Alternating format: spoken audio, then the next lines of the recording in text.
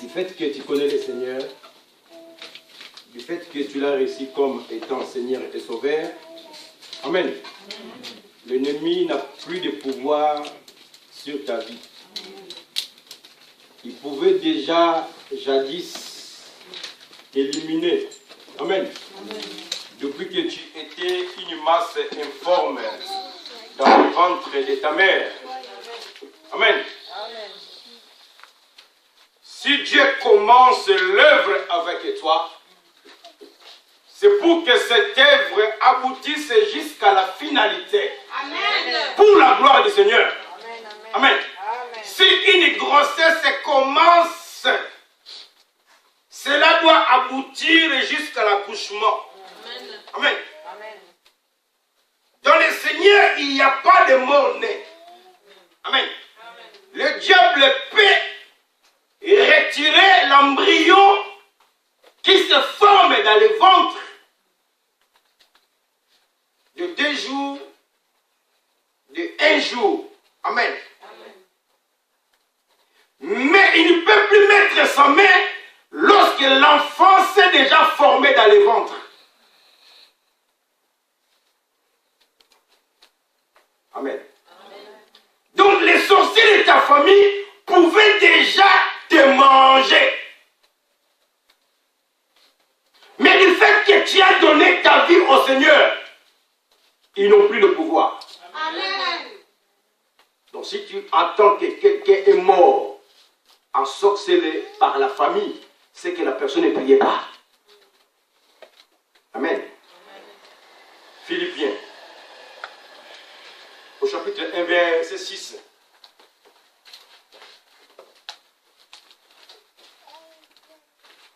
Allons-y vite. Philippiens chapitre 1 au verset 6.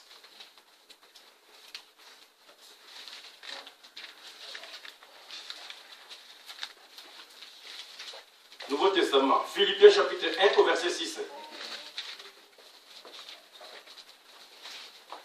Philippiens chapitre 1 verset 6, je lis. Je suis persuadé que celui qui a commencé en vous cette bonne œuvre la rendra parfaite pour les jours de Jésus-Christ. Amen. Amen. Celui qui a commencé avec vous cette bonne œuvre la rendra parfaite pour au jour de Jésus-Christ. Amen. Donc si Dieu commence avec toi une affaire, Amen, il la rendra parfaite pour le jour de Jésus-Christ. Amen. C'est pour cela que je dis que si les sorciers de ta famille devaient déjà te manger, devaient déjà t'éliminer quand tu étais encore dans le monde, mais du fait que tu as reçu Jésus dans ta vie comme étant Seigneur et Sauveur, les sorciers n'ont plus de pouvoir, les magiciens n'ont plus de pouvoir, ni les marabouts n'ont plus de pouvoir, mes bien-aimés, pour t'éliminer. La Bible dit que celui qui a commencé avec toi cette bonne œuvre, c'est pour cela que je dis, dans le Seigneur, il n'y a pas de mort-né. Amen. Parce que le Dieu que nous prions, il ne peut jamais nous donner un cadeau empoisonné. Ou il te donne un cadeau, ou il ne te le donne pas. On peut acclamer la parole. C'est dit que celui qui a commencé avec vous cette bonne œuvre, il la rendra parfaite pour sa gloire. Amen. Amen. Qui n'aime pas la gloire ici? Amen. Qui n'aime pas la gloire ici? Amen. Ah non. Parce que toi tu n'aimes pas la gloire. Amen. Quand tu as fait ta formation de greffier, Amen. Amen. À la fin, on t'a donné le diplôme. Tu ne t'es pas réjoui. Qui n'aime pas la gloire? Amen. Tout le monde aime la gloire ici. C'est quelque chose qui est inné. C'est quelque chose de bien aimé qu'on a dans notre corps. Les jours de ton anniversaire, quand tu invites les gens ils viennent. Tu es très content parce que les gens ont répondu à l'invitation. Tu les reçois avec honneur.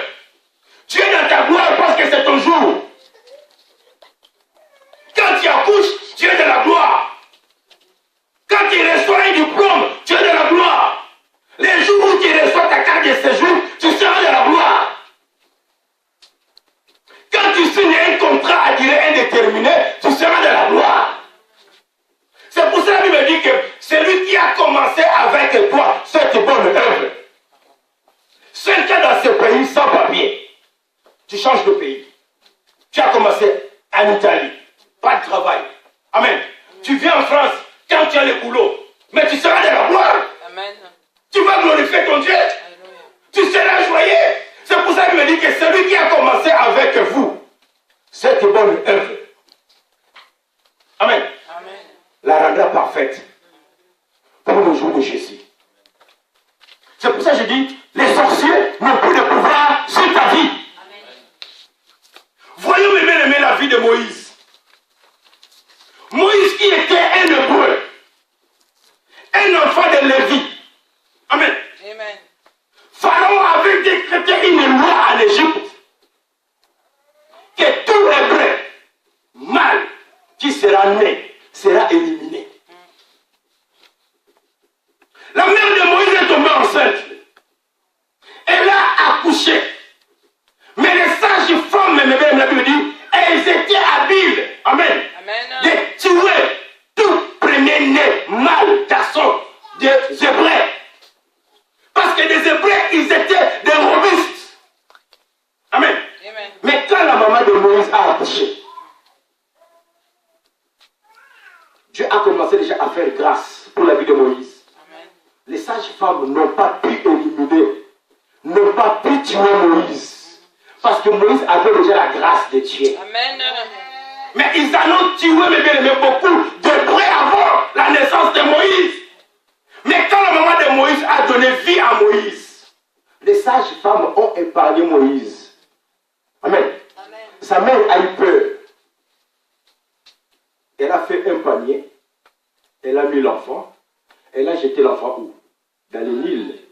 Dans le fleuve. Amen. Amen. Qu'est-ce qui s'est passé? Du fait que Dieu a commencé déjà une bonne œuvre avec Moïse, Amen.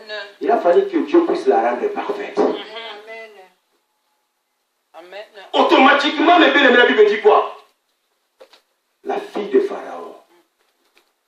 Nous sommes dans Exode chapitre 2. Elle est allée se baigner dans le fleuve. Amen. Il est vivant. Il est ressuscité. Pharaon avait un palais royal. Sa fille pouvait se baigner, pouvait se laver dans la piscine royale familiale. Mais ce jour-là, la fille de Pharaon est allée se baigner où? Au fleuve. On peut dire que c'est une coïncidence. Amen. Amen. Mais ce n'est pas la coïncidence. Dieu, si il veut te bénir, il peut même passer par un païen. Parce qu'il est souverain. Amen. Pharaon ne priait pas. Pharaon avait ses dieux. La fille de Pharaon aussi ne priait pas. Mais lorsque nous lisons les Écritures dans Exode 2, la Bible dit quoi? La fille de Pharaon est allée se baigner dans le fleuve. Juste à côté là où Moïse a été jeté dans le panier. Amen. Amen. Ses servantes ont entendu les cris d'un enfant qui criait. La fille de Pharaon a donné l'ordre à ses servantes d'aller les chercher. Amen. Amen. Nous connaissons nous tous l'histoire. Mais quand ils ont vu que c'était un garçon, la fille de Pharaon ne pouvait pas désobéir aux ordres de son père. Amen. Amen. Lisons les Écritures, nous sommes dans Exode chapitre 2.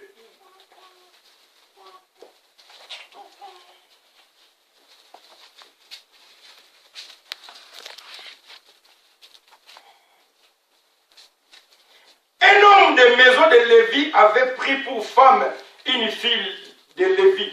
Cette femme devint enceinte et enfanta un fils. Elle vit qu'il était beau et elle le cacha pendant 3 mois. Ne pouvant plus le cacher, elle prit une caisse de jonc qu'elle enduisit de bitume et de bois. Elle y mit l'enfant et le déposa parmi les roseaux sur le bord du fleuve. La sœur de l'enfant se tient à quelque distance pour savoir ce qui lui arriverait. 5. La fille de Pharaon descendit au fleuve pour se baigner. Et ses compagnes se promenèrent le long du fleuve. elle aperçut la caisse au milieu des roseaux et elle envoya sa servante pour la prendre. Elle ouvrit et vit l'enfant. C'était un petit garçon qui pleurait. Elle l'en a eu pitié et elle lui dit, c'est un enfant des Hébreux. Elle devait déjà tuer Moïse parce que Moïse était hébreu. Moïse n'était pas égyptien. Parce que Pharaon avait décrété qu'il faut tuer tous les premiers-nés hébreux. Mais la Bible dit quoi? La fille de Pharaon, propre, Amen, a eu pitié de cet enfant, malgré qu'il était hébreu. Alors sa sœur de l'enfant dit à la fille de Pharaon, veux-tu que j'aille te chercher une nourrice parmi les femmes des Hébreux pour allaiter cet enfant? Va, lui répondit la fille de Pharaon. Si Dieu commence avec toi une œuvre, si Dieu commence avec toi une affaire, Amen, Amen. il la rendra parfaite pour sa gloire. Amen, amen, amen. C'est pour ça notre Dieu, mes bien-aimés, ne nous donne pas de cadeaux empoisonnés. La Bible dit, partout où vous foulerez le pas de vos pieds, cette terre, je vous la donne en possession. Toi qui n'as pas encore de papier dans ce pays, laisse-moi te dire ce matin, ce n'est pas un hasard que tu as foulé tes pieds sur cette terre, la France. Amen. Parce que Dieu a préparé déjà un plan merveilleux, malgré les décrets, malgré les complications, malgré les rejets, malgré les recours. Mais du fait que Dieu, mes bien-aimés, qui t'a ramené dans ce pays. Amen. Si pas aujourd'hui, si pas demain. Amen. Mais tu auras une stabilité administrative pour que la gloire de Dieu, mes bien-aimés, puisse nous revenir. Dieu aussi a besoin de la gloire. C'est pour ça qu'il me dit, il ne partage jamais sa gloire avec quiconque. Parce que nous sommes créés à son image et selon sa ressemblance. Moïse devait déjà être mis à mort. Mais Dieu a touché la fille de Pharaon d'aller se baigner sur le fleuve de Nil.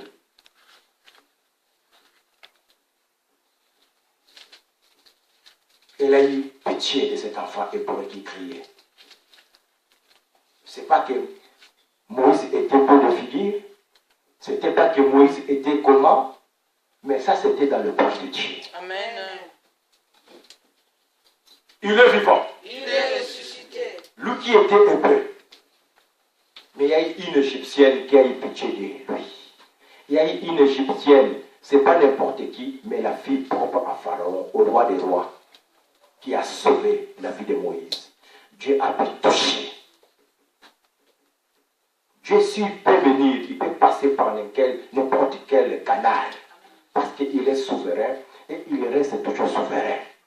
Il est vivant. Il est ressuscité. Il est ressuscité. Il est parmi nous. La finalité de toutes choses, mes bien-aimés, c'est la gloire. Nous sommes dans Romains chapitre 8 au verset 29.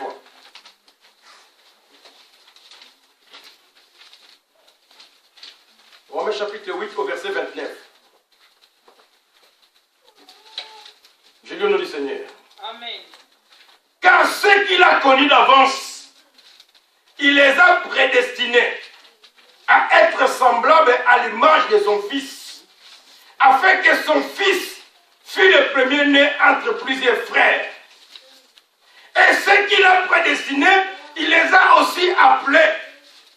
Et ceux qu'il les a appelés, il les a aussi justifiés. Et ceux qu'il a justifiés, il les a aussi glorifiés.